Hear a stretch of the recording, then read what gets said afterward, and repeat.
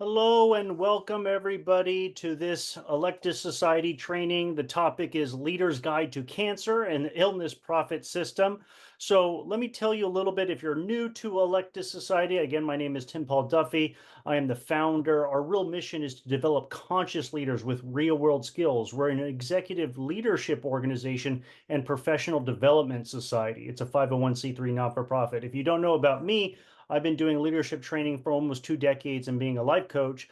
But I also, my claim to fame was really helping, as I was part of the team to grow one of the largest leadership societies in the country with over 1 million members.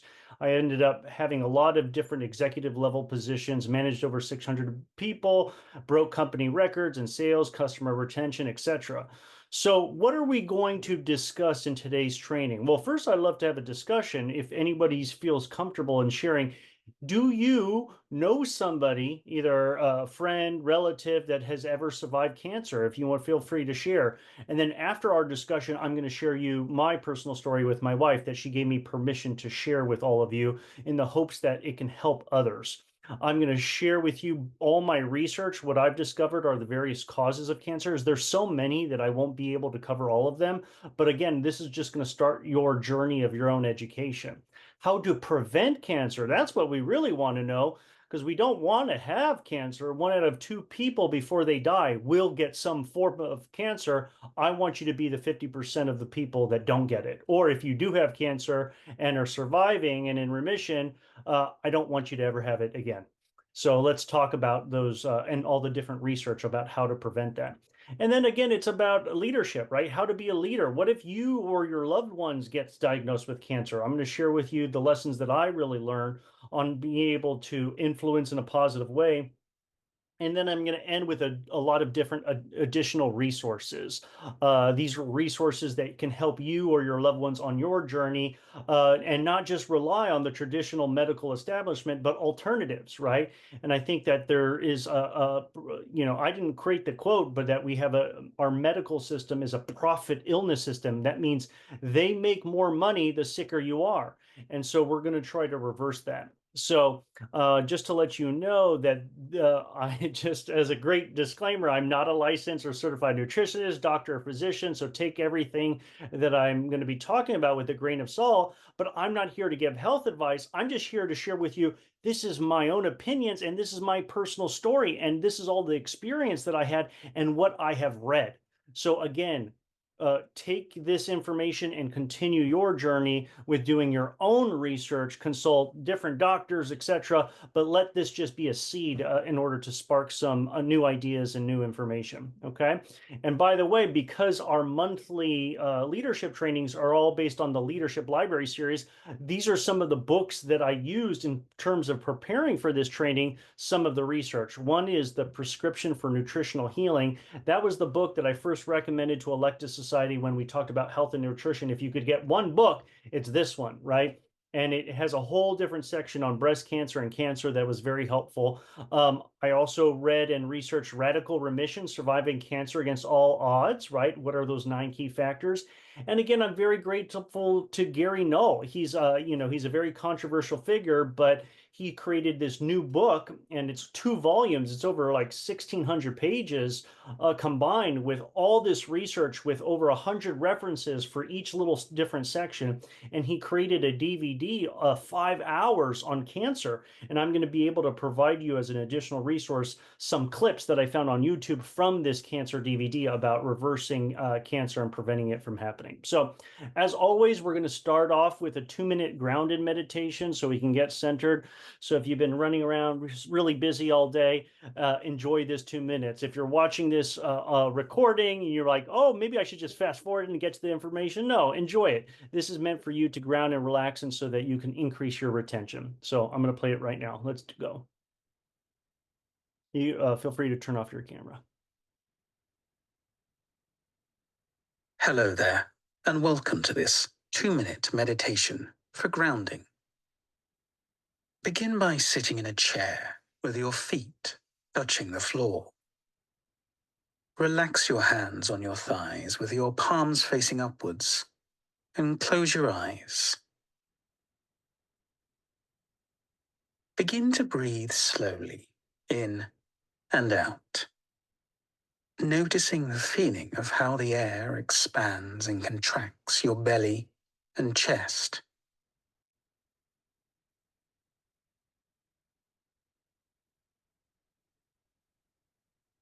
Relax your body from head to toe and begin to imagine yourself in a beautiful, calming forest. Stay here and just admire the view, the trees, the sky, feeling the grass under your feet. Maybe it's autumn here, and you feel the fallen leaves under your feet.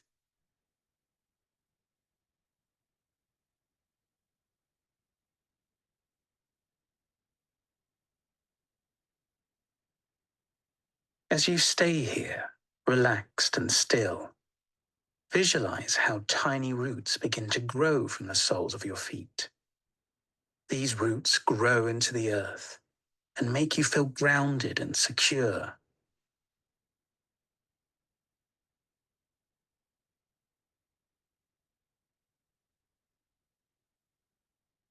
You now connect with Mother Nature's positive energy, making you feel so protected and loved. See how these roots begin to grow deeper and deeper into the earth, becoming thicker.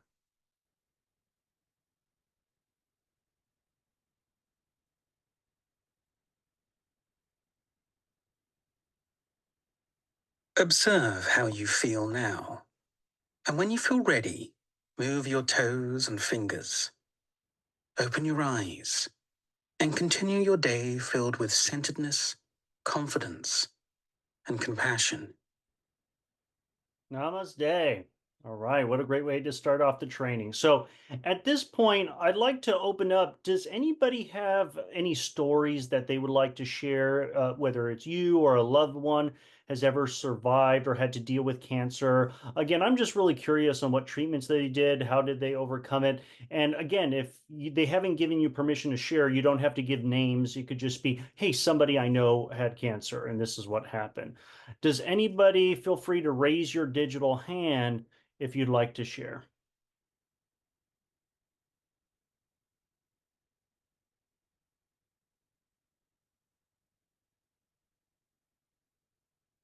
Okay, Yomerly, go ahead.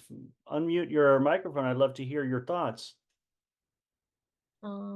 Well, like some family members from my mom's side, have had like history of getting like cancer, and getting like treatment and chemotherapy for it. Um, I feel like recently, like over time, they don't really treat it with like too much urgency because Hmm. like people in my family have like beaten the cancer before, so like guess they treat it as something that just like happens and like that it'll like disappear eventually. So Hmm. yeah. Do you think that the high incidence of cancer in your family, did they say it was genetic or, and I understand that they went through the traditional chemotherapy routes and that, what, do you have any insight that you want to share about that? Um, I think it's a like pretty much a genetic thing Hmm. gets passed down in my family. So Got like I like once first started hearing like people in my family started getting cancer, I was very like scared and anxious, but like um they like since like it's a common thing, it's like pretty common in my mom's side of the family at least. it. They treat it like not that big of a deal. So Got it. Because they've exposed it so much, it's not that big of a deal. But like you recognize, it's really scary. And again, that's actually one of the things that we're going to be talking about. The cancers, one of the causes is genetics. But here's the most important thing that you're going to discover in this training. And I have a lot of additional resources to share with you from experts, oncologists, and stuff like that, that we may not have time to show the videos, but you can watch them offline. But remember, genetics represents only a portion. You may be predisposed, but what you do in your environment, right, really makes a difference. Like the fact that you may know that you may have a genetic predisposition doesn't mean that has to be your reality. So I hope that you get a lot out of this training, Yomerly, that be able to help you and your family, especially. Feel free to share this video once we publish it. Okay. So thank you so much for sharing. Kieran, what are your thoughts? What did you want to share? Feel free to Yes. reply. Yeah, Go ahead. so hi Tim. Hi. Um I had a friend um who had stage 4 um I don't know how to pronounce it. It starts with a L. It's like Some kind of lymphoma? lymphoma, yeah. Lymphoma Hodgkin's. disease, yeah. It was stage 4. Wow. And my friend survived it last year. Thank goodness. Yeah. And it definitely involved a lot of chemotherapy for sure, Mm. and just keeping up with the treatment and just being extremely strong and persistent and still trying to remain optimistic even though times are hard. Yeah, of course. Yeah, and that's actually one of the things that I've really recognized by going down this rabbit hole and this journey and learning all about cancer is the emotional toll that it takes upon people, right?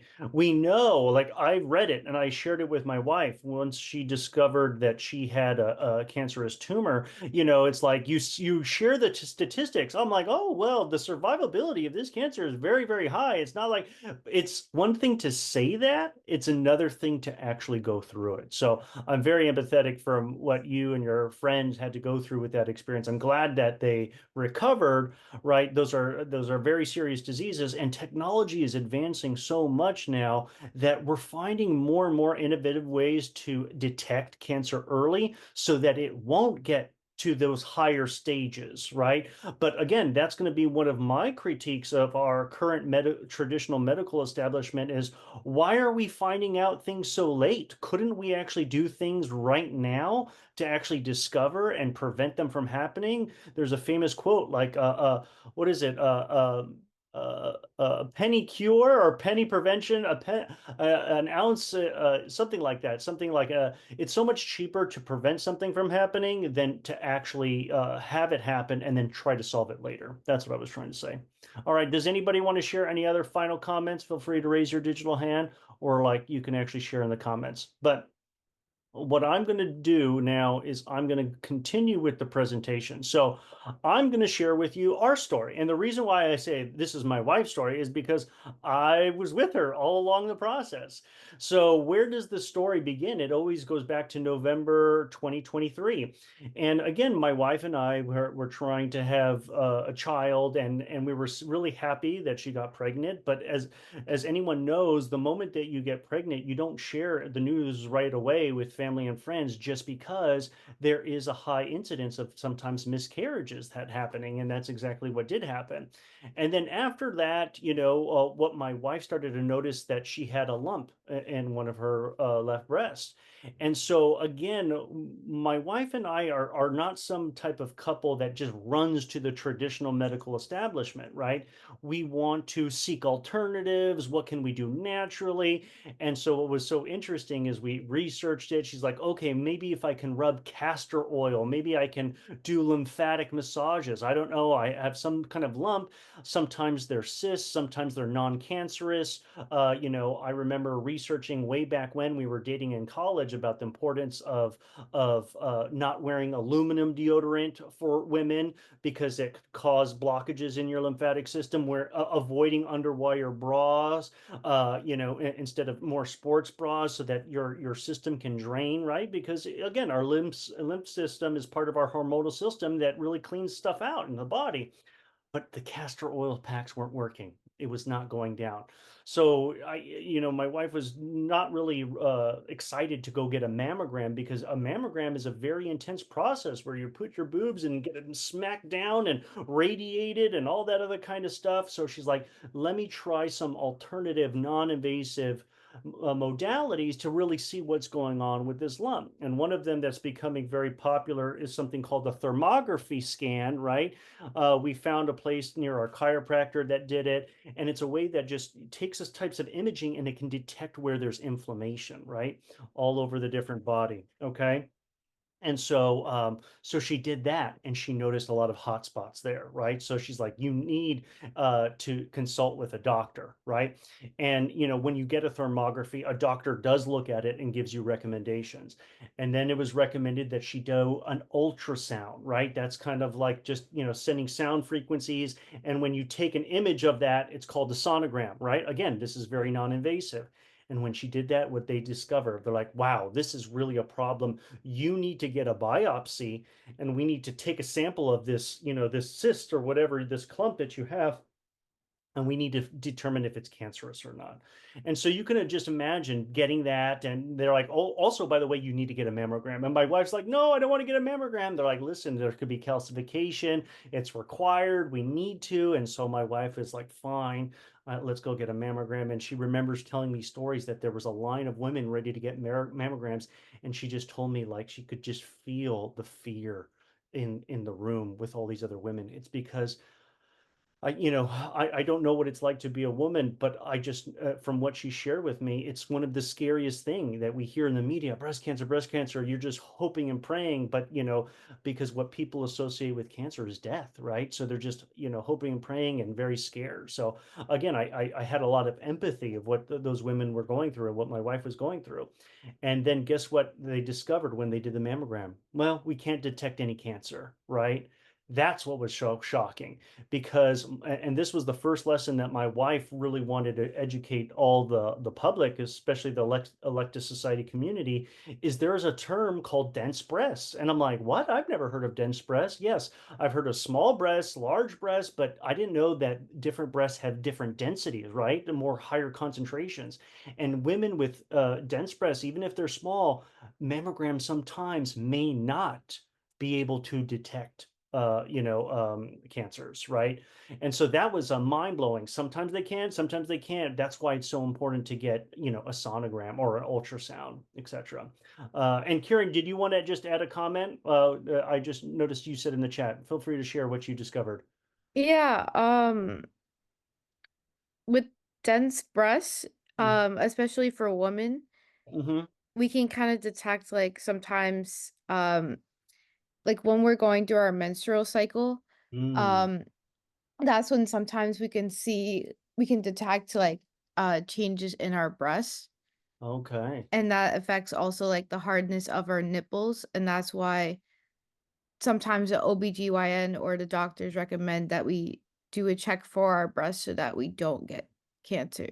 We do like Got our it. self-tests. Because Meaning sometimes our touching hormones all the like different change. areas during the different menstrual cycle to see, because during different times you may be more sensitive and can detect different lumps than other times. Is that what you're saying? Yeah. Okay. No, thank you so much for sharing that. See, that's why I'm so glad the Electus Society community is here and could share this. So when was the ideal time to do a self-check if for a woman who has dense breasts? Kieran, is it Kieran, you still there? I'm not exactly sure, but I think the best time, I guess, to detect when a woman has dense breasts is when she's starting like maybe a few days before the menstrual cycle starts, or Okay. in even the start of the menstrual cycle. Got it. Like a No, few days before, or like the start of it, or even like once it finishes, just to double check, okay, am I still having changes with my hormones? Like, is it all absolutely. completely finished? Because every woman has, like, on a normal cycle, like 28 to 35 days. So everybody's like having either a shorter or a longer cycle. It all depends. So it's important to check to see like if there's any changes while you're going through that. I appreciate that. No, thanks so much for sharing that information with the community. All right, so I'm going to keep going. So the second thing is, okay, now we get the biopsy, and guess what we discover? It's a cancerous tumor, right? And they do in the biopsy, they do different tests, right? One is a type of test is called an Oncotype DX, and they want to say, okay, what is the different ratings? ER, is it positive, negative? Is it PR, positive, negative? It HER2R, positive or negative? Or do they test it for genetics? If you have the BRCA gene, or that may have a history of breast cancer. And again, when we went to the breast surgeon, because again, we had to schedule appointment after she saw those results, invasive ductal carcinoma, right? This is what the doctor drew on the little pad to kind of explain it to me and my wife that took pictures, like this is where the breast is, this is where how the cells could form and accumulate. Well, guess what? You also have to be very careful of the lymph nodes, and like it could spread to the areas underneath the armpit. And so again, this is something that I didn't really know a lot about, and I was really appreciated. And one of the things that I really give credit to my wife is that she always says, this is the second lesson, always get a second doctor's opinion. So even though she talked to friends, colleagues on who they recommended, other people who've had similar problems, etc., cysts or whatever, or dealt with breast cancer and get kind of referrals. So again, she was recommended to one breast surgeon, but my wife's like, I need to get a second opinion. And guess what we found out when we got a second opinion of a different surgeon? She's like, "Oh, well, just remember the biopsy of your breast, tumor, breast cancer tumor. That there's only one test called Oncotype, but you could also do another genetic test of that biopsy, right? And that's called mammoprint." And so I'm like, we didn't know about this, and so we did that testing, and it was so interesting. The reason why I tell you is we're so grateful that we talked to a second surgeon, because guess what? Some of the results were different in between the two tests, right? On what was actually, how invasive was it, how aggressive the cancer was. And so after we got that biopsy and got the results, we're like, okay, we need to schedule a surgery and we need to remove it. And before you do, we need to schedule an MRI so we can know the exact size of the tumor, so that as the surgeon's going to go in and cut it out, she has to clear it with some margins, right? And then guess what? We also need to know whether it's spread to the lymph nodes. And so we're going to do a biopsy of your lymph node and see if there's any kind of cancer cells. Okay. But the MRI will also kind of give us some guidance. All right. So we're like following all this, like, oh, and again, I'm making it seem as if this process is super fast, but no, from the time we got diagnosed, to the time, there's also scheduling meetings, scheduling follow-ups, and it's pretty intense, right? And so thank goodness the results of the test came in. We got the tumor size. We actually found out that the lymph nodes, no cancer cells there. It was negative. So that was good sign, right? So we're like, okay, this is very, very good news. Let's schedule the surgery. So we schedule the surgery. And it's they remove the tumor, right? And then once they remove the tumor, then that's when they do other tests and analyze it and stuff like that.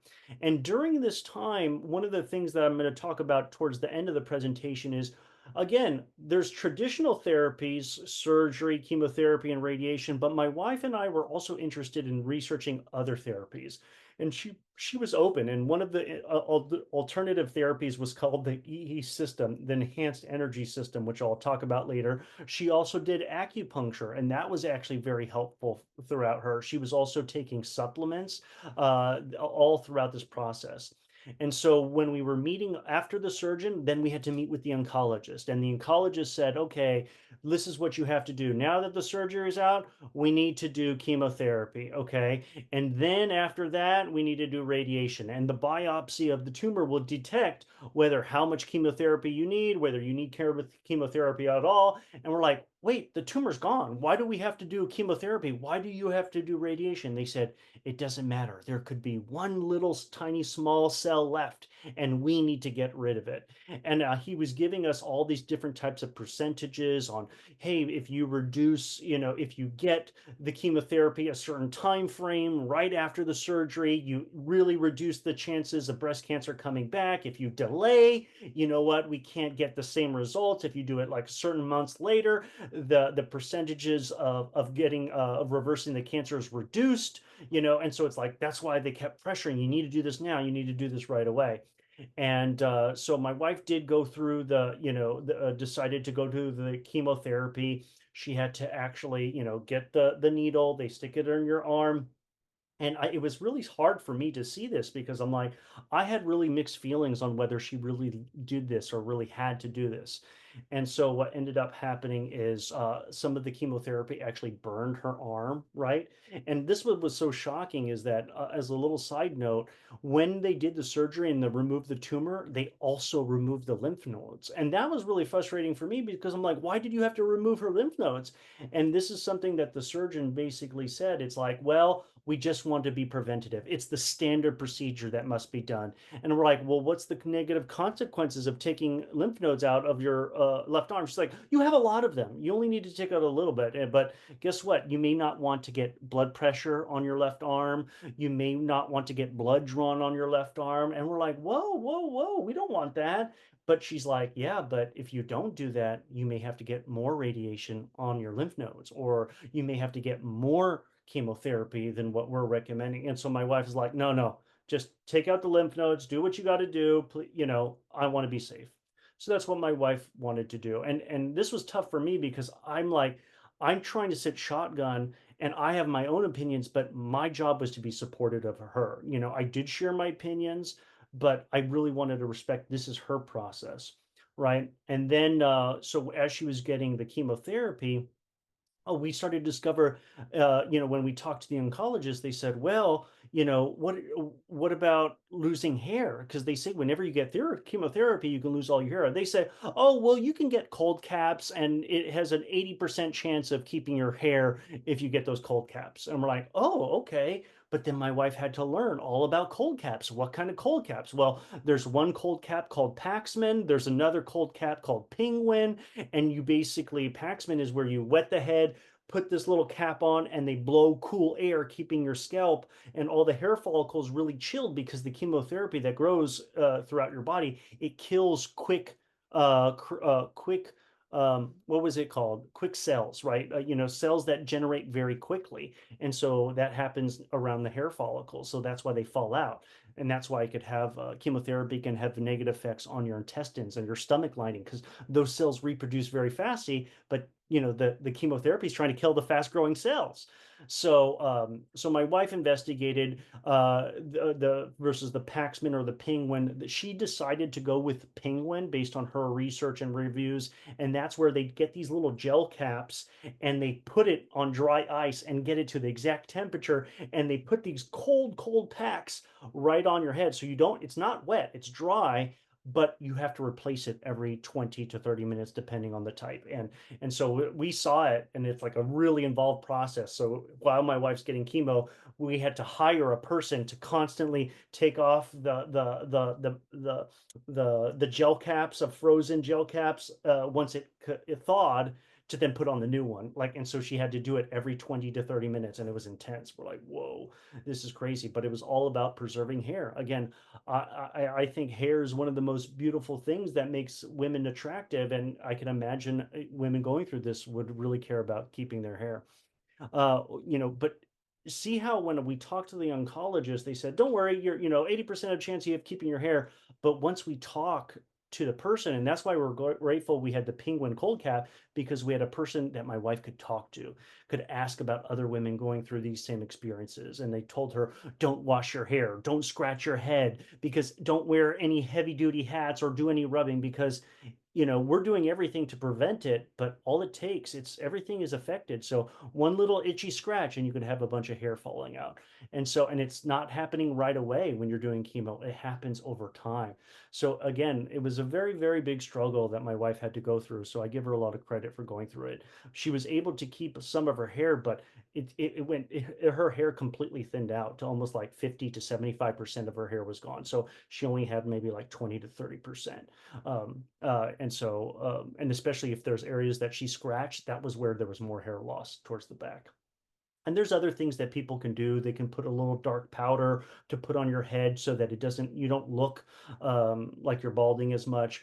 Or my wife would wear little caps, almost like, like those little, a very, very light cloth that would like pin up the hair so it would very be loose and breathable, but no one would notice. Because again, that's something that's so intense is you don't want to walk around and even tell people that you have cancer going all through this, because guess what happens? The moment you tell somebody or someone sees your hair or it's thinning or whatever, guess what they're going to project onto you? Their thoughts and feelings. Oh, you have cancer. Oh, you're dying. And my wife, and I, God bless her, she needed to protect herself from environment. And I told her to protect herself, to not share it with people, only those people that she could trust.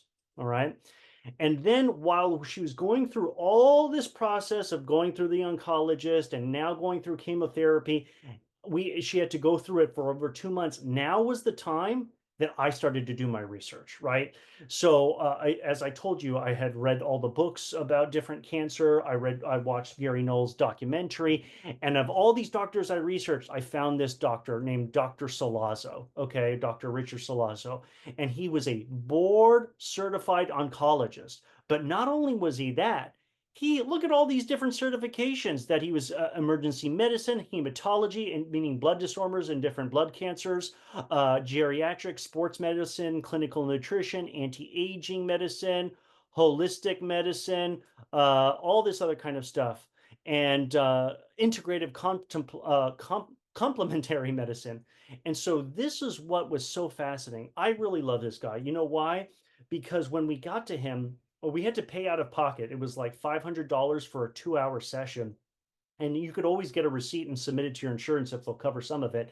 But he spent 2 hours with us. How many doctors do you know that are willing to spend 2 hours? And one of the things that he says, he's like, I wish you would have come to see me first before you started all your treatment. And he's like, I don't tell you what you need to do. I just think that you have to take all the information from both the traditional oncology, but also everything that I've learned from all my research and all the other different fields of medicine. And here was the big lesson. Oncologists are not trained on nutrition and their nutrition and lifestyle. And once they're trained in this, and once you have this information, even if they do know about it, they're not pushing it. They're not driving patients like, hey, do you want to save yourself, from getting cancer again? You need to do X, Y, and Z. And what was so crazy, I'm going to show you, Dr. Salazzo actually spent the time pulling out the oncology textbooks, showing us what you need to do, what they say about cancers. And so if there's some recommendations that he gave, it was these simple things, right? Number one, exercise, okay? And I'm going to show you some stats that he showed me. And even if you eat like some food, especially if you're eating some sugar, right? Carbohydrates. Well, what happens is after 20 minutes, you digest it, and now you have sugar running through your bloodstream, right? In order to feed the muscles and stuff like that. Well, what happens when you have excess sugar? Guess what? Guess what feeds off sugar? Cancer. And he says, so when you exercise, even if it's 20 minutes after you're eating and you go for a walk, what happens to all that excess sugar? You let it be used up for your muscles and not to feed the cancer. Mind blown, right? Then he basically said fasting. He's like, they've done a lot of research on fasting. And he says many times people eat late, right? And then they eat early in the morning. And they said that they've tested different windows of fasting. Is it better to fast 13 hours or 14 hours? And they're like, no, there's an exact window that is the best for fasting, and that's 15 hours. So meaning don't eat anything past 6 p.m.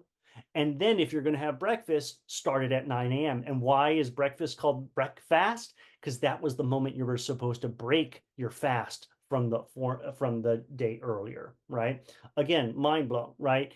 And he then told the story about when you fast, and again, everybody's different, right? Everybody's on different medicines, and some people may not be able to fast. So again, this is just general, and this is what he shared with us.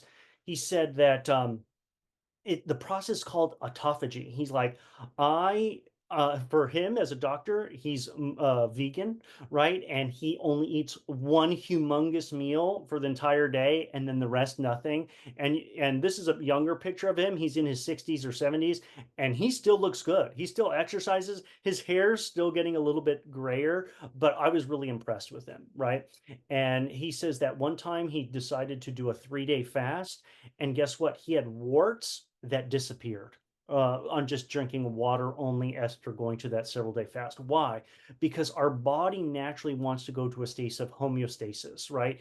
And when we're not consuming or having food in our digestive systems to focus on, guess what? Our immune system in our body tries to find out everything else that doesn't belong and eats it up and gets rid of it, you know? So then what I was going to say is avoiding toxins, and then we're going to be talking about all the different things that cause cancer. And then lastly is sugar, right? And he showed me the textbooks. Cancer feeds off sugar. So let me share with you what I have been researching. And this is from a famous slide from a famous cardiologist. It says, if you just do 150 minutes of physical activity a week, right? That could be brisk walking and stuff like that. Well, guess what? That means you can reduce your risk of heart disease by 20%. You can reduce the chance of getting breast cancer by 30 to 50% and reduce the risk of Alzheimer's. And so again, I saw this cardiologist and I couldn't bear, I took a snapshot of it and then I had to like find, could I see the sources? Can I see what studies? And yes, I found them. Like there, and the reason why they give a certain percentage is because there's different cohorts, different studies had different results based on how many years after their testing and asking them surveys and questions and surveys and testing. And that's why there's a bit of a range, right? And then this is what Dr. Salazzo said. He whipped out his cancer book, the Medical Oncology Self-Evaluation Program, and he made me snap this picture. And this is what it said. Studies have linked lifestyle factors and risk of secondary, primary, contralateral breast cancers or systemic breast cancer reoccurrence, meaning you got breast cancer and having it come back. Well, guess what? Moderate exercise, 2 to 3 hours a week. That means 30 minutes a day for 5 days a week, right?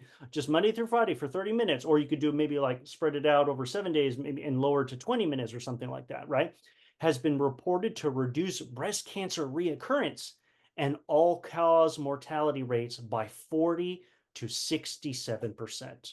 When I saw that, I'm like, OMG, right? 3 prospective cohort studies demonstrated a current total recreational exercise can reduce incidence of breast cancer by 20 to 30%, primarily among premenopausal women.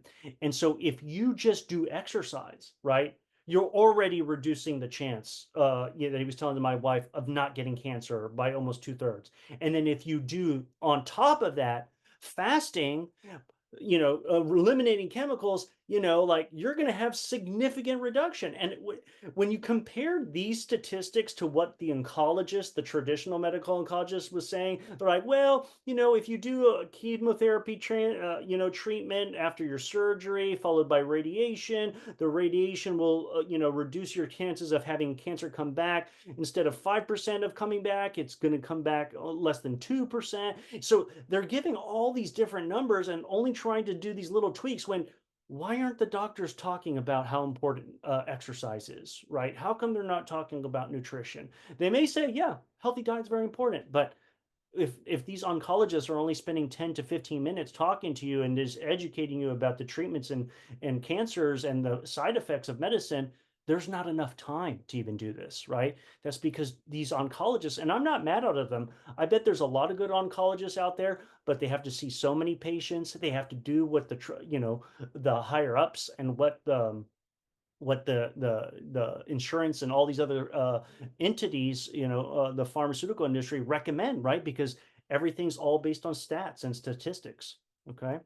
So then Dr. Salazzo said, not only are we going to put you, like the oncologists are trying to put you on hormone suppressants so that you don't have so much estrogen because your breast cancer is related to estrogen. Well, one oncologists said, well, what's our estrogen level? And he's like, well, we should try to keep it below a certain percentage. But we're like, well, what's my percentage now? Like, shouldn't I take a hormonal test? They're like, well, hormones change throughout the month, right? Just like Kieran was talking about before. But Dr. Salazzo educated us. He's like, no, there are 4 types of different estrogen, and you have to see what your levels are, and you have to keep testing them. And yes, they could fluctuate, but we need to find out what's really going on. And so my wife, after doing the chemotherapy, they put her on some hormonal medicines to keep the estrogen low. And so guess what? Dr. Salazzo said, I want you to do another hormone test, and I want you to see all these different levels. And guess what he found out after he looked at the hormone test? He's like, your hormone or estrogen levels on these ones are being lowered. But guess what? This one right here is still not lowered. That means even on these hormonal medicines that you're taking, we still have to address this one because the cancer could come back. And again, my wife is basing her information on the first oncologist following the recommended procedures. And it's only when you find out from a second doctor, there might be more information. So it goes back to the first lesson that I talked to you about. Always get a second doctor opinion, and especially a doctor that analyzes from all these different angles, like Dr. Salazzo. And so he said, in order for us to bring that specific estrogen down, you need to take a supplement. So I'm going to recommend that you do take DIM, right? I don't know how to pronounce it. He says he's done it with thousands of patients and they've seen significant improvement. So again, I'm not recommending that women take this. Again, I'm recommending that you talk with certified board oncologists, especially people like Dr. Salazzo, etc., that can educate and know what to do, because you don't want to just shoot in the dark. You want to do it based on tests and exams, etc. So now let's go to the second half of this training, right? After now you start to hearing that whole story. It was a very eye-opening, but I wanted to know, what are the causes of cancer? And I have to tell you, there's a lot of them. They're not just 7. There's way, way many more. Okay, so let me tell you what I discovered. And this is the biggest one that surprised me. Electromagnetic radiation, meaning radio towers, cell phone towers, and electricity lines. I started reading studies that were done in the Vatican, right? They installed all these radio towers, and they found out that the people who lived closest to those radio towers had like over, don't quote me on the exact number, but it was like 60% higher chances of actually getting a blood leukemia cancer. We're like, whoa, this is crazy, right? And I'll even show you this image right now. Again, this is a big thing about 4G towers, 5G towers, electricity line. There's a group called, I believe it's called Environmental Trust, Environmental Fund Trust, and they've done all this research, Environmental Health Trust, excuse me. And this was in Norway, where they put some cell phone towers right here on the across of the building, and look how much the tree was dying. And they started taking images of what the tree was thinning out, thinning out, thinning out. Why? Because that was the area that was closest to those cell phone towers. So again, this is something that's really not talked about. Again, I'm not.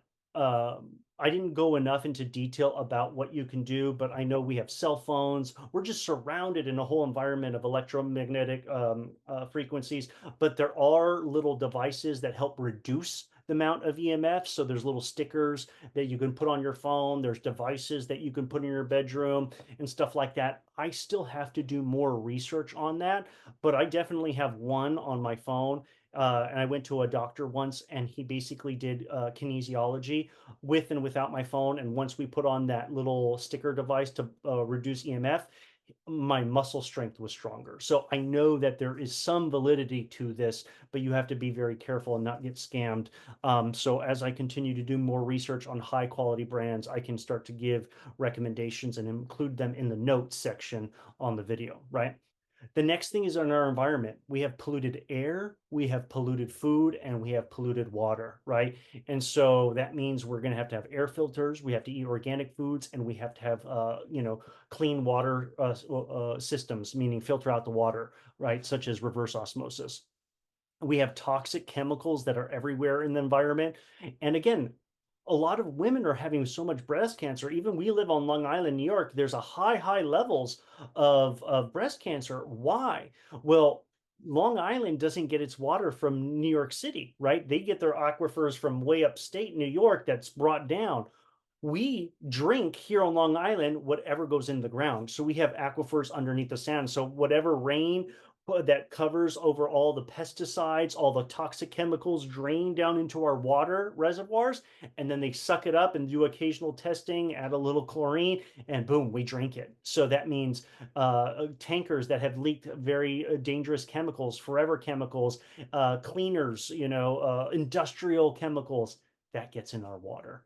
And so again, and these can block, our endocrine disrupting toxins that are in our environment.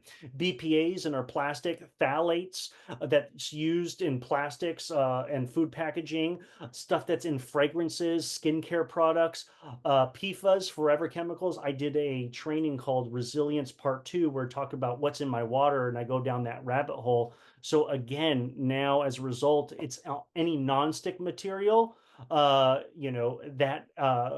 could, like Teflons, you're ingesting that, you're consuming that. So now we do ceramic only nonstick pans. So Kieran, I'm just reading what you said in your notes. In my friend's case, the house she lived in had terrible conditions. Oh no, the landlord's not willing to improve the conditions of the environment. That could have an impact. Yeah, that's terrible, And so one of the things that we really have to do is clean our environment. And I didn't know whether I had time to actually talk about this, but you see, the thing about it is we have all this pollution and cancer, right? That may be causing cancer in our lives. But when you go to the traditional medicine, they're like, okay, we got to eradicate this cancer. We got to blast it. We got to cut it out. We got to blast it with radiation. We got to give you hormone suppressants. We got to make sure that we got none of these cells ever coming back. We got to give the chemotherapy. And it's like, wait a minute. Why aren't we asking the questions, where did this cancer come from? Why did you get cancer? Dr. Salazzo was the only doctor of all the different oncologists that actually took the time to explain the causes and really ask my wife, hey, why did you get this cancer, right? Because we're going to see, life factors can really do play a role. And I like to give this example, this analogy. What if instead of we weren't dealing with cancer, because I was inspired to share this based on Kieran's comment, what if we were living in a basement and we had mold on our walls, right, where we're sleeping? You all know how dangerous mold could be, right? You're ingesting it, that can cause health problems. Well, what if, oh, that's what your friend had? Well, here's the whole idea. What if we had mold in our room in the basement and we called up, these experts? Let's call them Mold Incorporated, right? And they say, okay, Tim, you have mold in your room. What we need to do is we need to cut and off some of your walls, and we need to determine what type of mold this is because we need to know how dangerous it is. And if it's really dangerous, guess what we're going to have to do? We're going to have to rip off all your sheetrock of your whole walls in the basement.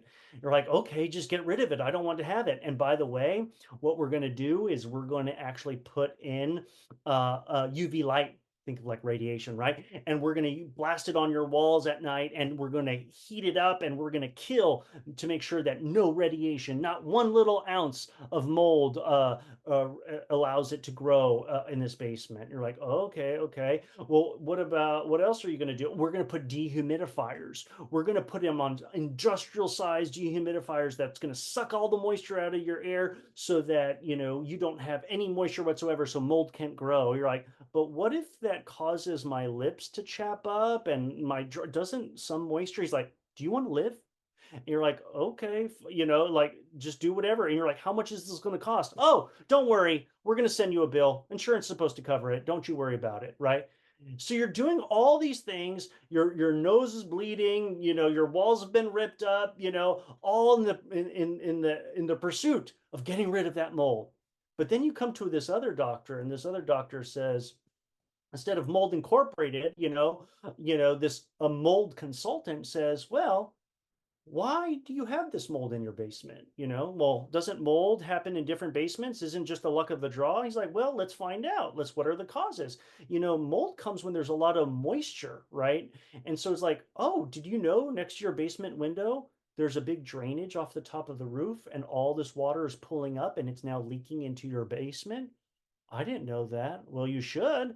Well, it's like, hey, you need natural light to help disinfect it. Do you open up the curtains? You're like, no, I don't open up the curtains. He's like, also, you need fresh air. You need to lift up the window so that, that air comes through. You're like, no, I don't do that. Isn't that a lot of work? It's like, well, do you not want to have mold in your basement? Well, you're going to have to stop the source where all this moisture has come from, drain that out. You're going to have to do a little bit of exercise. Yeah. And every day you have to open up the blinds and open up the window to get natural sunlight and fresh air. And if you do these things, you will not have mold again. Right. So that's how I view this whole idea of oncology using that analogy of mold. It's like, yes, we can go balls to the wall and do all this other stuff, but we really need to understand sources and how to prevent it from happening. So thanks for Karen for sharing that, because I was inspired to share an analogy. I didn't have any slides to show that, but I hope that it's helpful for some people in the way that I view cancer after doing this research. Again, let's just continue with some of the causes. PCBs, pesticides, it's in our food. Again, I don't know much about soy, but soy is constantly sprayed and stuff. Soy can also actually have some estrogenic effects. I know there's controversies whether it does or does not. I have thyroid conditions in my family, so we're very, very sensitive to thyroid problems. So I can't eat soy because whenever I go to my chiropractor, who's an enzyme specialist, she touches my thyroid and she can see whether it's inflamed or not. And I actually start to have some inflammation of it. I couldn't tell the difference, but she can once she touches that. And that sucks because like I love eating Chinese food and love the soy sauce. But guess what? They're starting to have soy sauce alternatives made from coconut oil and stuff like that. So it's pretty cool. Oh, Karen, I'm just reading. You can't have soy either. It bothers my body. I don't know. I'm wondering whether, and soy is in so many products, and so I'm starting to wonder if more and more people are better off just avoiding soy. Again, just something to consider. Cancer treatments. Guess what? Chemotherapy, radiation. I looked up the studies. Yes, chemotherapy kills cells and can actually cause cancers further down the road. Radiation, when you blast it, it can actually create breast cancer stem cells that can come back later on. But again, when you share that with the doctors and stuff that are like that, we're like, well, we need to save your life. That's a risk that we have to willing to take, right? But that's a very small incidence of people. Again, another thing is about hormone replacements. Our bodies are meant to have hormones. The question is, do we have too much and what quantities? And so when I started to research all the different hormone therapies that women are taking to reduce the estrogen levels, stuff such as tamoxifen and anastrozole and all this other stuff, you read because these products have been around for 30, 40, 50 years. And only over time do you start to realize, wow, this can cause endometrial cancer, uterine cancers, and all this other kind of stuff. Of course, we talked about before genetics. And here's something that blew me away: personality. Do you know, like we've heard of type A personality, but what we have to, we haven't in this book all about the natural healing. This is the one that I read. In that whole section about cancer, it said that there's probably another personality type besides type A and type B. It's like maybe you should call it type C. And these are people who are easily depressed, right? Have a sense of hopelessness. They lack real connection with their family or parental figures. These people have a higher incidence of getting cancers. That blew my mind. I didn't know about that. Other things, I'm not going to mention the name just because of I don't want to get this video banned, but let's just call it a serum that you put into your body to help create immunity. Again, there's a whole other rabbit hole that I could go down.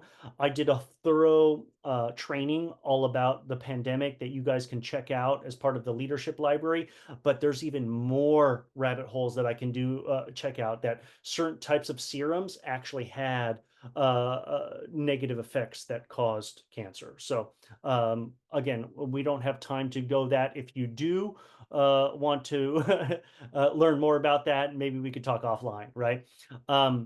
Viruses, root canals, mercury fillings. I mean, there was just so much that I couldn't put everything on the slide. But again, this is why it's so important for you to educate yourself, learn about these things, and not freak out. But once you're educated, you can make more informed decisions. Okay.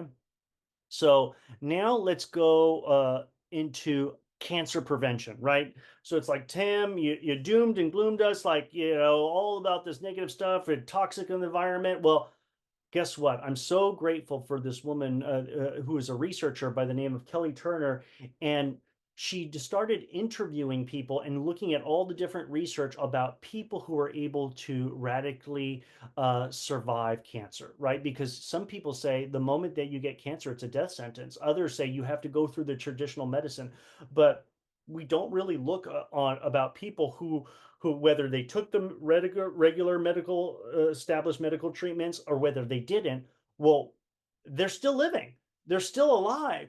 Well, why? And she was able to do all this research, put it into this best-selling book that you can really summarize how to beat cancer and to prevent it from happening if you do these 9 things. Okay. And so would you like to know what those 9 things are? All right, I'm about to tell you. Let's go. Uh, and because I'm a teacher, because I'm an educator, and I love things and little mnemonic devices to help you remember all these things, I'm going to give you a visualization so you'll never forget. Imagine you're in a room and you have a dim little light bulb, right? It's very soft. And then suddenly you look out the window and then you see a little deer in the field. And then as you zoom out the window, you realize the window's coming from a castle where you're in. So dim, deer, and castle. Well, deer with a little r, CSL. So DIMDEE CSL, dim, deer, castle. That's how you can remember. And if you do those 9 things, this is going to help you prevent from getting cancer or have remission, even if you survive cancer. So here's what they are. D stands for diet, what you feed yourself. I stands for your intuition, taking 100% responsibility for your health. M stands for mindfulness. The other for D as in deer stands for detoxify and supplements, right? There's a lot of alternative therapies, and we really need to clean out body of the stuff that doesn't belong. And E of the deer stands for emotion negative, E minus, and then E plus, emotions positive. And I'll explain what that means. C for castle stands for community. S stands for spirituality, and L stands for longevity. So let's go through each one of these. So diet, right? You've heard me do trainings about diet, health, and nutrition.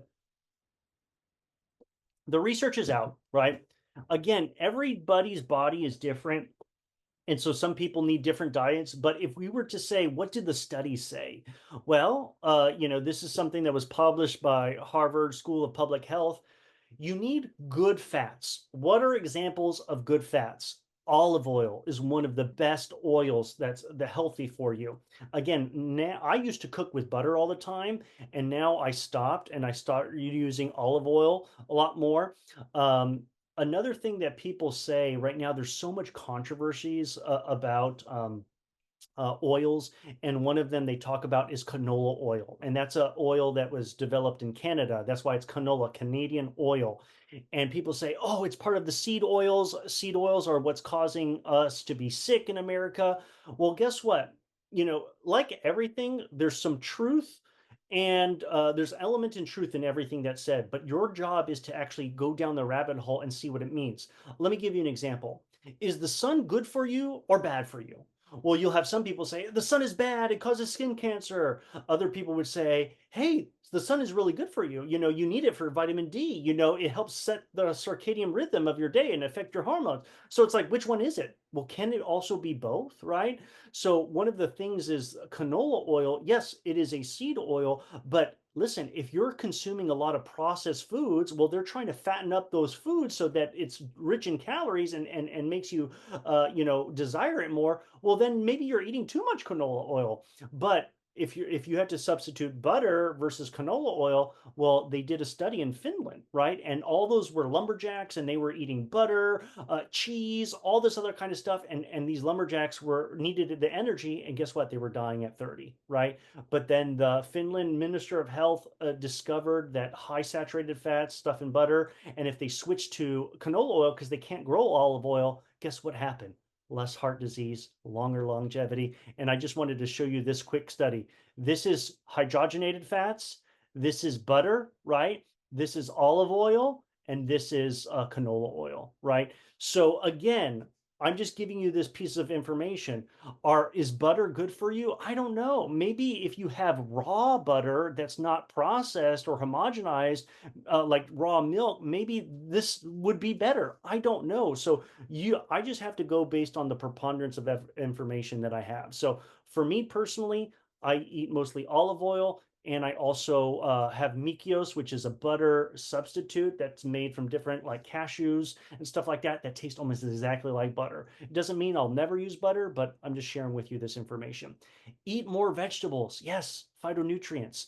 Potatoes and French fries are not vegetables. Okay, those don't count. Those are very, very fried, very, very hard carbohydrate. And guess what? I've seen some of my research that high fat diets, especially the fried processed foods, going to cause more cancer. Eat plenty of fruits, all different colors, different fiber. Drinking water. Listen, we don't drink enough water. One of the things that Dr. Salazzo says about alkalinity of your body, if you've ever heard about that, when people eat all these processed foods and stuff like that and drinks a lot of coffees and teas and stuff like that, it can change the pH of your body. So now every day when I have water in the morning along with my tea, I put a little Celtic sea salt, which gives it minerals. And then I also put lemon, half a lemon in there. And so that makes the water come alive and I'm getting those minerals and I hydrate. And we need to drink a lot more water because a lot of people are dehydrated. And especially when you drink coffee so much, it's a diuretic. So you keep pee, you go to the bathroom, where are you replenishing that water, right? Avoid sugar. Eat whole grains, brown rice, etc. And then healthy proteins. Okay. Again, notice here that it says, see, they're trying to be very inclusive where they're like, choose fish. I would say fish is very contaminated. So if you are going to have fish, they sell little cans of, wild, whatever it's sardines, small fish, so it doesn't have an accumulation of a lot of mercury and olive oil. That might be good for those people who are pescatarians, whatever. Poultry, yeah, you can eat some chicken. It's much better than red meat in terms of saturated fats, but get organic, right? Eat a lot of nuts, but avoid all those other processed meats. Okay. Now, some people say, well, Tim, what about a keto diet? Maybe that will help. Well, guess what? It may help, right? I've listened to a lot of different doctors and oncologists and say they have a variety of diets depending on different people. I've seen some people that have eliminated all the carbohydrates, fruits and vegetables, and just go on a meat only diet, right? Or a keto diet. Well, guess what? That can starve the cancer, right? No sugar, right? But at the same time, is that a sustainable diet for the long term? And what studies have shown that, yeah, keto may give you some temporary benefits, but what's going to be a diet that you can adopt in the long run. And what they said is the most studied diet is the Mediterranean diet, heavy in legumes, heavy in complex carbohydrates, whole grains, olive oil, things like that, fruit. And then you can actually splurge a little bit. You can have maybe some organic feta cheese or some organic Greek yogurt. So you don't feel like you're missing out so much, right? A little bit of fish, depending. So as long as you avoid the heavy metals. But again, I'm just trying to share with you and educate you on based on all the things that I've learned. Okay. So this is stuff that I get at Costco. And so some people would say, Tim, I can't afford organic food. How am I supposed to do that? Well, can you get organic frozen food? Well, it's so much cheaper. Some people even say it's even better because they freeze it right away. So it has all those phytonutrients alive, ready to go. And so then you can just cook it, saute it in a little bit of olive oil, salt, black pepper, and it could be delicious. It's one part of your meal. Have whole grains, not white rice, not basmati rice. Have brown rice, or what's even better is multi-grain, multicolored rice, wild rice. If you're going to eat bread, this is what Dr. Salazzo get, Food for Life bread, Genesis, Ezekiel bread. These are sprouted grains, so they added water, and so when they sprout, they actually have more nutrition, and then they turned it into bread.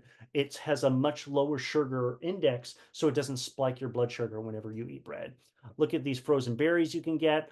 I have a organic vegan protein powder. I moved away from whey because I was starting to get bloating in my stomach.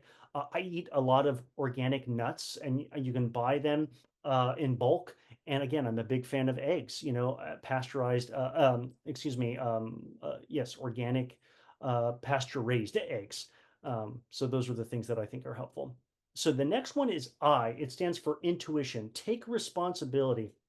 Now, I have a whole other video that I may actually include as a resource called following your higher self, your intuition, your gut feeling. And again, this is something that we've talked about in Electus Society because we're all about raising your level of consciousness. And the reason why this is so important to following your tuition, because if you look at the right-hand corner, you're going to have doctors that say, you can have to do A or you're going to have to do B. You either do this or that. And life doesn't always have to be that black or white or A and B. You may actually choose option C, right? And one of the things that I learned from Dr. Salazzo, he's like, do you know a lot of oncologists, when they recommend different medicines, they will recommend the same dosage, whether this was anastrozole, one of those hormone therapies, 1 milligram. They're going to give you 1 milligram if you're a woman, whether you weigh 300 pounds or weigh 100 pounds. Does that make sense for giving the same dosage for the different, for a different body size?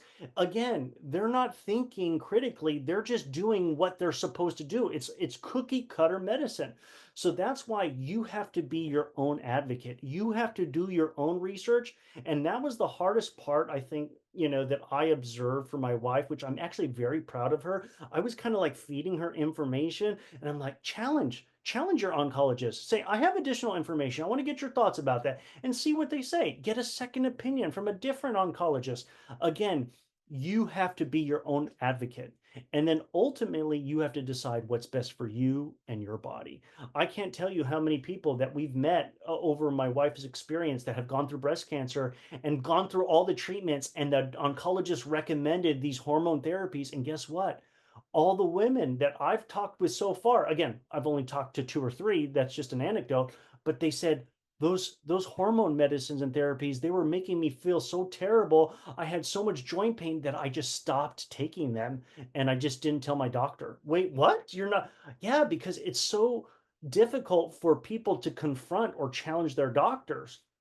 Even when my wife actually challenged one of our oncologists, the traditional oncologist, he's like, well, what do you think about us reducing the medicine? My body's really sensitive. He's like, no, we can't do that. This is what we have based on our stats. She's like, we're not here to experiment on you. And my wife's like, I don't mind you experimenting on me. So again, you really have to be your own advocate and do your own research and not just go what's on the internet. You have to actually do very thorough research, look at published peer-reviewed studies and stuff like that.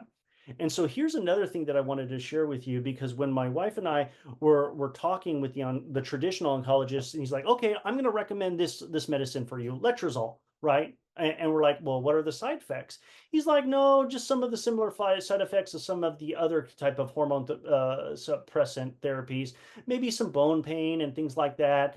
And we're like, okay, but we asked him, does it cause cancer? No, it does not. And so then we had to do our own research, and we went on Google, and I even went to Mayo Clinic, right? They're famous when it comes to, cancer, right? And then what ended up happening is they said, no, these are what are the less common side effects, and these are the rare side effects. And by the way, Kieran, I just saw your note. What about a gluten-free diet? I have to eat gluten-free because of my food allergies. Yes. The reason why you have to avoid gluten is because most of the gluten is sprayed. There is something called glyphosate. Okay. What that is they found out that we could actually spray a pesticide that kills all these different stuff and preserves the wheat. And guess what? They genetically engineered the wheat that's in Monsanto and these other companies, and they sprayed it with glyphosate. And guess what? They found out that they could engineer the wheat so that it wouldn't die from the pesticide sprays, which is Roundup, weed killer, on our bread, on our wheat. And so they would spray it all, it would kill everything, and then they would harvest that wheat.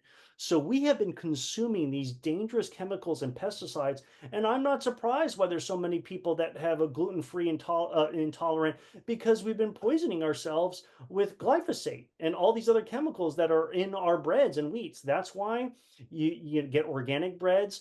For people who have gluten-free sensitivity, yes, go on gluten-free bread. My wife started to have a gluten intolerance, and she had to stop eating bread over a period of time. And then slowly after that period of time, she started to introduce some gluten back into her diet, and she found it was okay as long as she didn't overdo it. But guess what she does? She gets organic sourdough bread, right? And so that's organic flour. Einkorn is a native traditional wheat that hasn't been processed and genetically engineered. You can buy it at different stores. You can make your own bread. And sourdough is a different way of preparing the bread through fermentation. And guess what? It lowers the glycemic index. And there's so many people with gluten-free that can't eat gluten. But guess what happens? When they eat pasta in Italy, they don't have any gluten intolerance. How is that possible? They have different standards of how they spray pesticides. They don't use Roundup, weed, glyphosate on their breads and stuff like that. And that's why you don't maybe have, one of the reasons among many why you may not have that intolerance. So thanks, Kieran, for bringing that up. That was a good question. So going back to this hormone therapy to reduce it, guess what happens? So we have one traditional oncologist saying, nope, no cause of cancer. It's very safe, effective. We do our own research doing Google, and this is what we find. But then remember what I said? You have to be your own advocate. We went to see Dr. Salazzo and we asked him, well, what is the side effects of letrozole? And he says, well, the best method to find out whether there's adverse reactions is to use an app or a software that's called Hippocrates. I had never heard of Hippocrates. Have you heard of Hippocrates?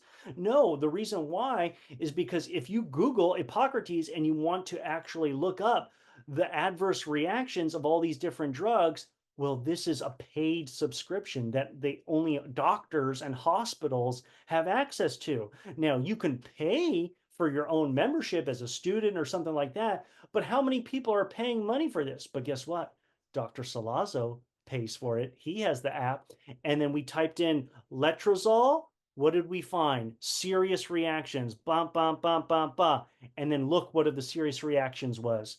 Endometrial cancer. And that's what he said. CA stands for cancer. So I had one oncologist that's saying this doesn't cause cancer. Then I go to Google and I try to figure out all these articles, all these things. Nope, no cause of cancer. But yet Hippocrates says that this could cause cancer. And again, that's was the serious reactions, but these are the most common: hot flashes, flushing, edema. Again, they're trying to make my wife go in menopause, right? Lower the estrogen levels so that this cancer doesn't grow back. So again, why am I sharing this with you? I want you to do your own research. I want you to find alternative oncologists. I want you to realize that there's a lot of information that even if you take it upon your own research, where are the different sources that you can get good information? And one of them is Hippocrates. Okay. Next one, we're only on DIM so far of the 9 things, okay? It stands for mindfulness, okay? It's about meditating, quiet your mind, reducing the amount of stress. How many times have I told the Electus Society community about a gratitude journal? Again, I get this one on Amazon. I like it because it's one page. It can be done in 5 minutes. What are you grateful for? Putting you in that positive state, okay? Who are you? What are my affirmations? The 2 most important words in the English language are I am. I am powerful. I am love. I am fun. I am strong. I am wealthy. I am healthy. Every I am affirmation, that's who you're creating yourself to be, because your thoughts and your feelings create your reality. You're a conscious being, right? Followed by your actions. Then, what would you like to accomplish today? Right?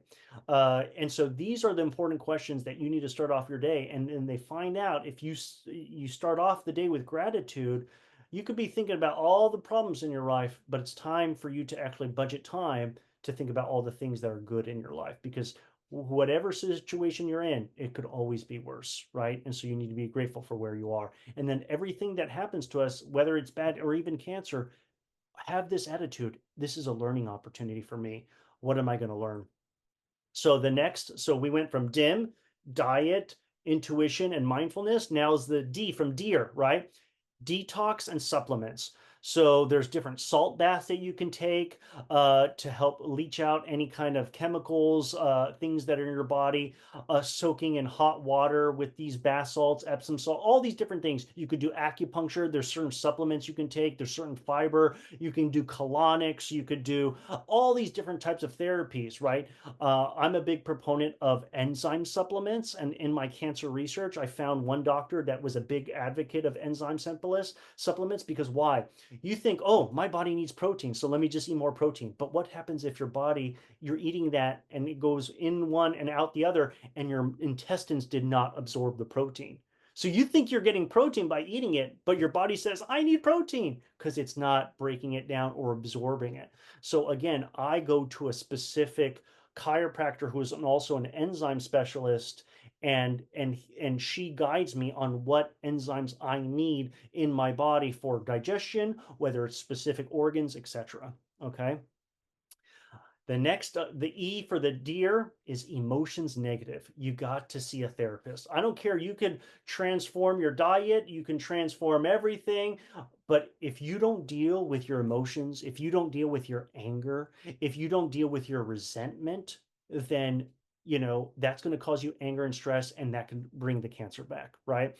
So again, I have a whole training that was called transforming your relationships with your loved ones, where I talked about how I was able to go to therapy. I sought people out to work on my childhood issues, healing my inner child, all the resentment, all the anger, because we just try to survive, right? Whatever happened in childhood, you're like, oh, that was my childhood. But no, why do I get angry when I see that person?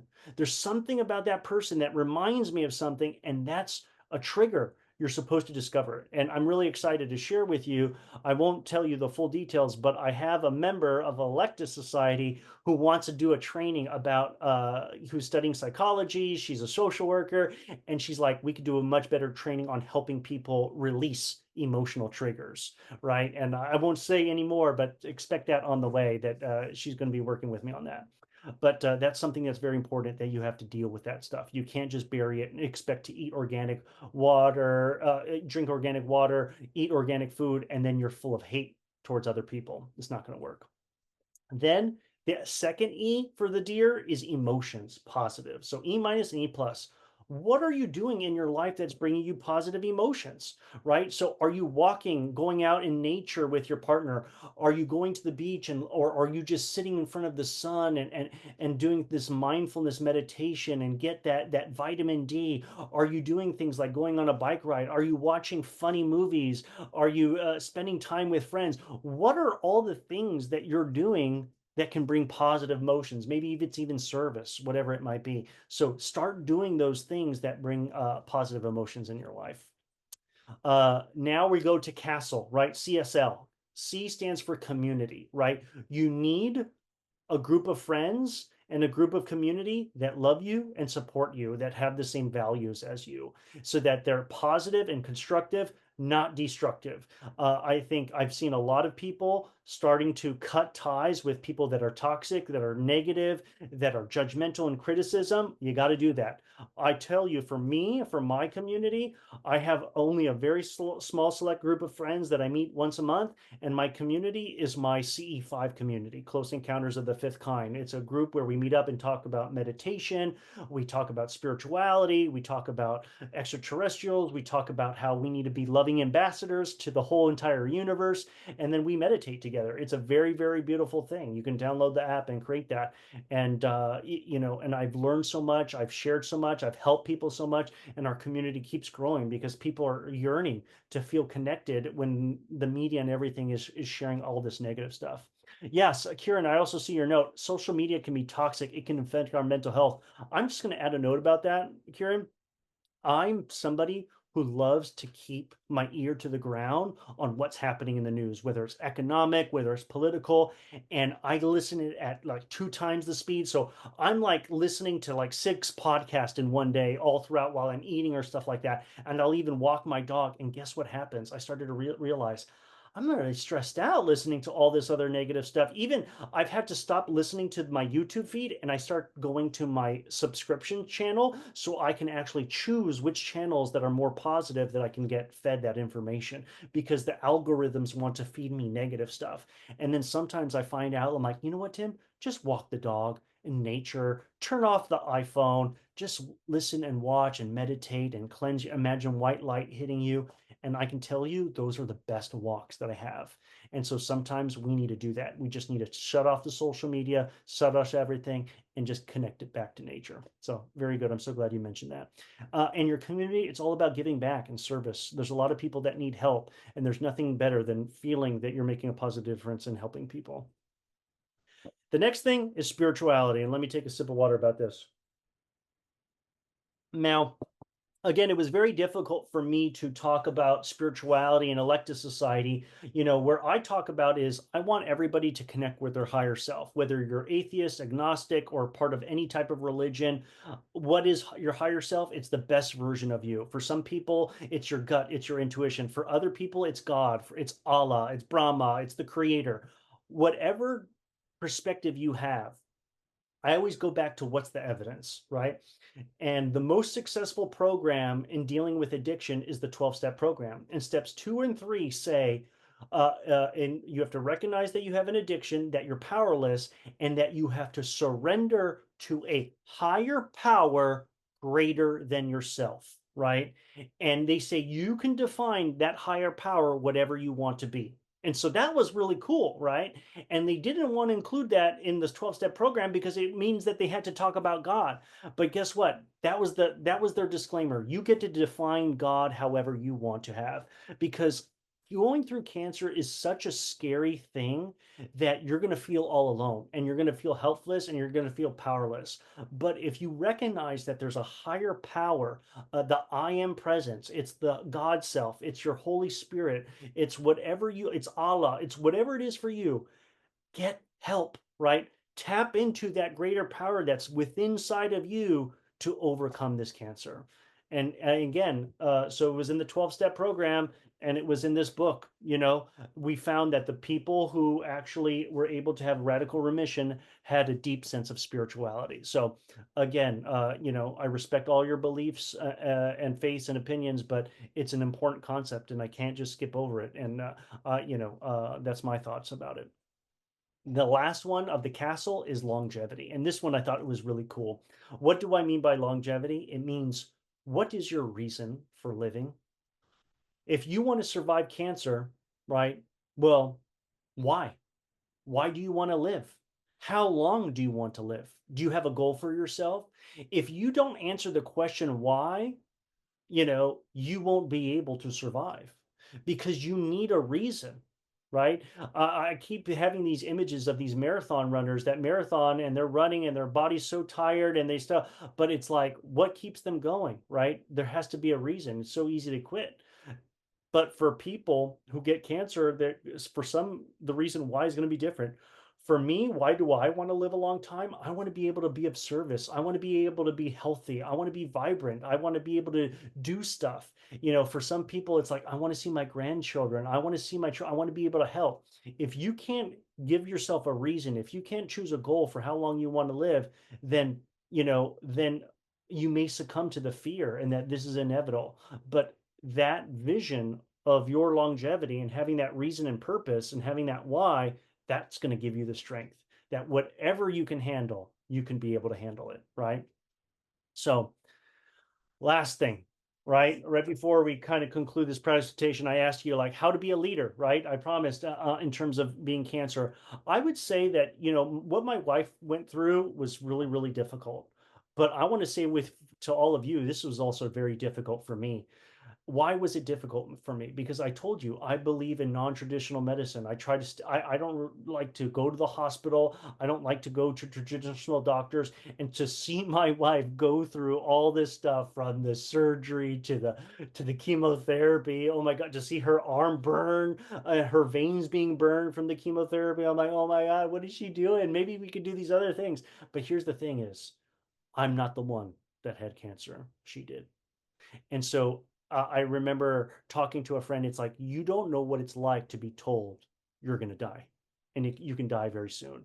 And so that fear is so powerful and great. And even though I read all these books all about radical remission, it says do this, do this, you're going to hear so many stories of, oh, this person did this traditional medical treatment, chemotherapy, and survived. This person decided not to do chemotherapy and then she died. It's like, what do you do? There's so much fear. And the thing is that even though I have all this information to share with you, I have to be humble enough to know that I don't know everything, right? And that's why I really love Dr. Salazzo so much, because I remember talking with Dr. Salazzo. And I said, Dr. Salazzo, these doctors, they're giving statistics and figures about reducing cancer, but I don't trust the pharmaceuticals. I don't trust their studies. People are waking up to know that they lie and manipulate those studies. What are your thoughts? I'm like, do you trust those studies? And he's like, no, I don't. And I'm like me, you don't trust them either. He's like, no.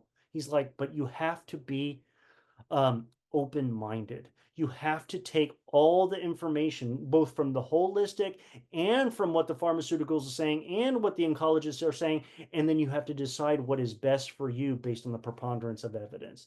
And that was very humbling to me. And because guess what? I didn't want my wife to get the chemotherapy, but even when Dr. Salazzo was looking at that and saw how aggressive this cancer was, he even said, wow, I think it was probably likely that you really did need the chemotherapy. So I'm like, oh, this doctor who was alternative holistic oncologist even said, hey, that might have been a factor.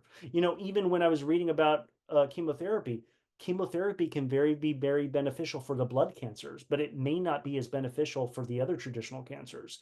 And I keep thinking, I'm like, well, what if I forced my wife to not get chemotherapy? What if I threatened her? What if I manipulated her and say, I'm not going to be with you if you're going to do that? And notice a lot of people do that. I had those negative thoughts. I'm like, get her to do what you want. But remember, the greatest sin is selfishness of what I want and trying to control other people. And I needed to surrender and say, this is her journey and that she's going to learn from this experience and I'm going to learn from this experience.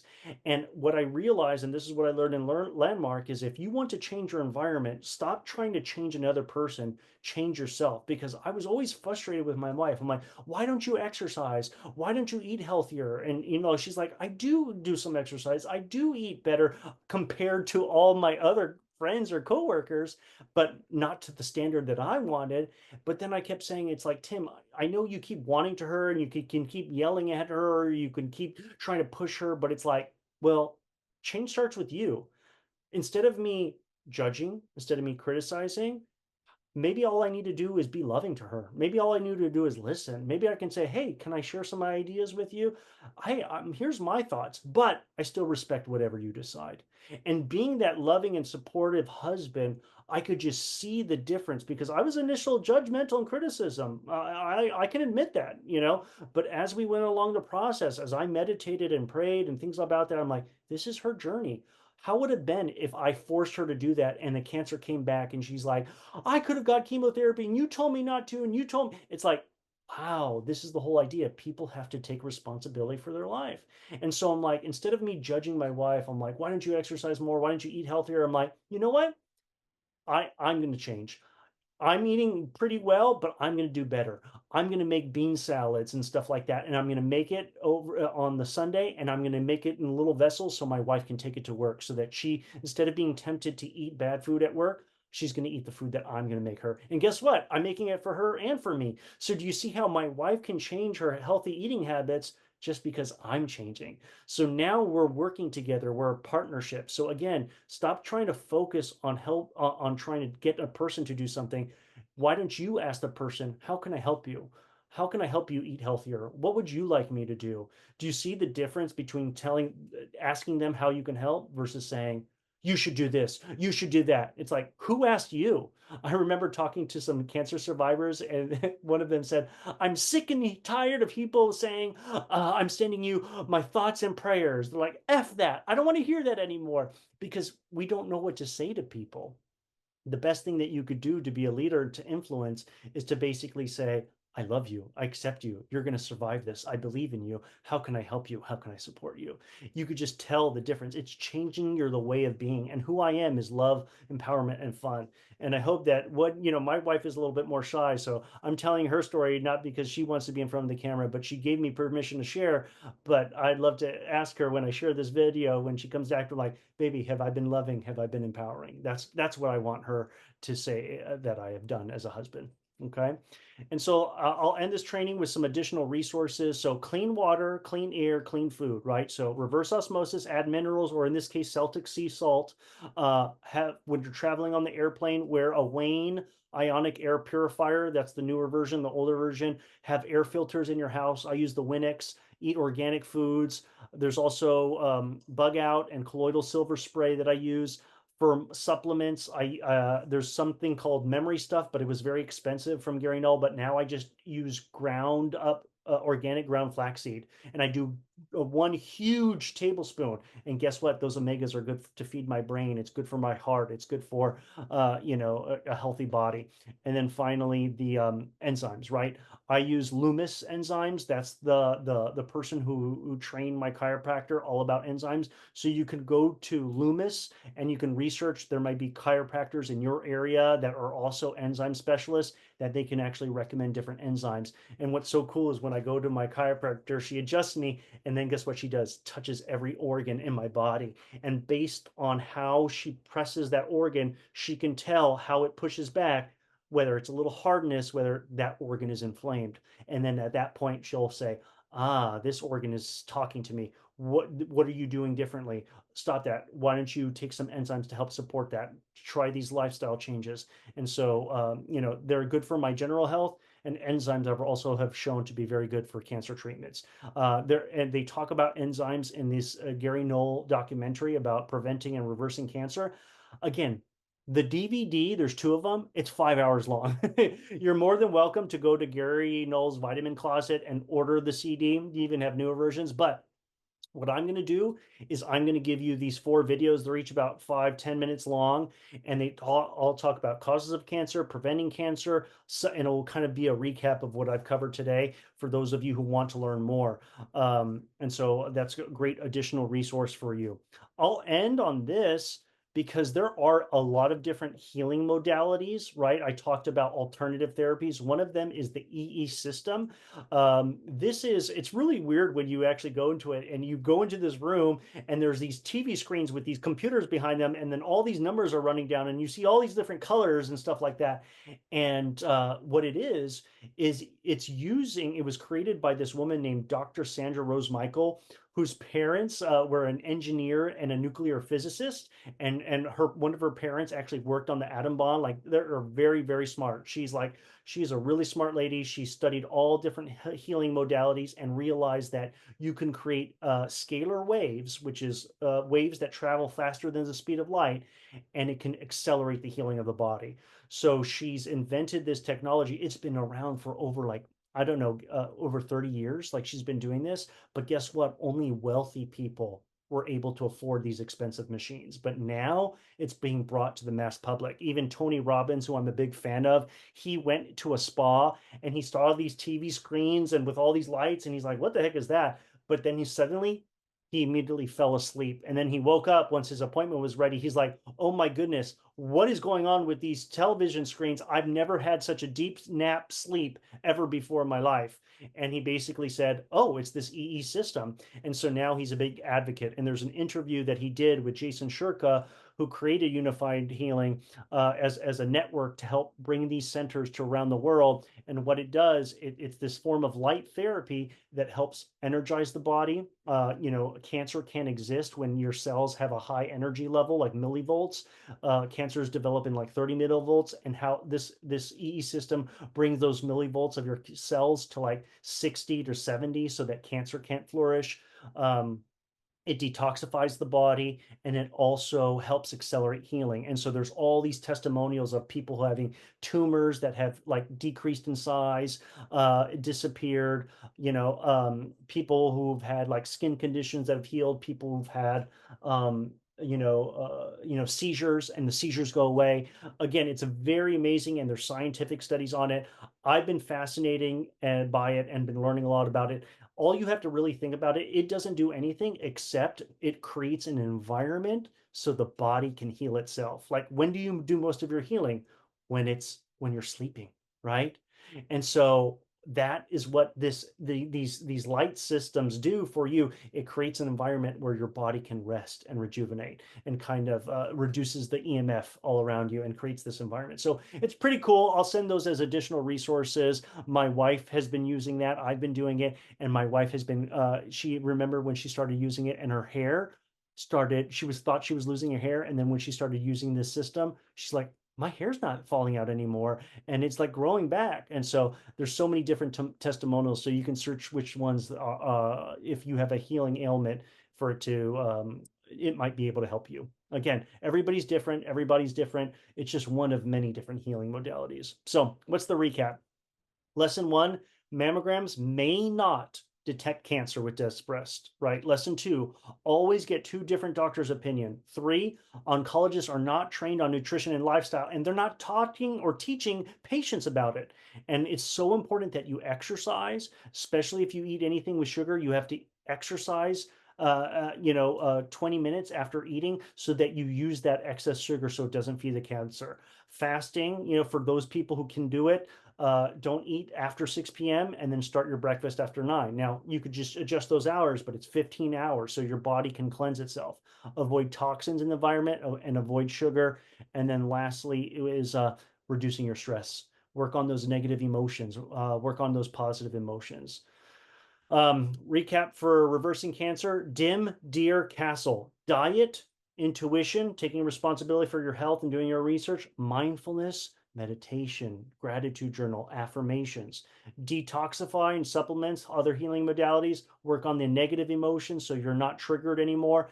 Surround yourself with positive emotions. Have a great community. Connect more spirituality. Do different readings. I highly recommend you read Unveiled Mysteries by Godfrey Ray King. That was the book that started me on my spiritual journey, which caused me and motivated me to want to go back, read the New Testament of the Bible, read Matthew, Mark, Luke, and John, the stories of Jesus. And I'm still on my journey learning about all different religions, because I don't want to just stop there. I want to know the truth in all these different modalities and different belief systems. And then longevity. Have a reason for living. Okay. So don't forget to be humble with your loved ones. Just be loving, be empowering, being fun, and clean up your environment with clean air, water, and food. I'm going to have those cancer additional educational videos for you to watch as a supplement, and I will also provide Dr. Salazzo's info, because he is fantastic, and you can be anywhere around the country. He will do a meet with you and give you a consult as an oncologist, and he'll do a 2-hour Zoom meeting with you. So it doesn't matter wherever you live, you can connect with him. And don't forget the EE system. To go to Unified Healing, UNIFYD healing.com, and you can find a location near you and experience the EE system for yourself. So at this point, I'll take any questions that you might have. I appreciate all of you who stayed. I appreciate all of you who are going to be watching the recording. I love your feedback on this training. I could have almost do a part 1 and part 2, but I'm like, okay, don't overload them. I could have talked about so much more, but I'll take any questions you might have, any comments, but also please connect on the post assessment. And I would love to have your feedback, because that way, I can see whether this is working or not. Hold on, let me put this in the chat so those people can fill it out. Okay. I read your comment, Kieran. Thank you so much for this training. No, I thank you as well. I appreciate you being here. I know a lot of people could be doing something else and watching this, and I appreciate your comments and feedback. You really made a difference. Any questions, comments?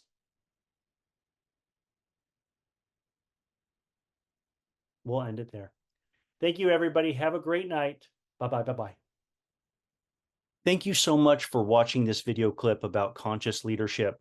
If you are committed to helping to create more conscious leaders in this world, that is, leaders with more humility, more integrity, more awareness, that take constructive action, then consider helping us by making a donation.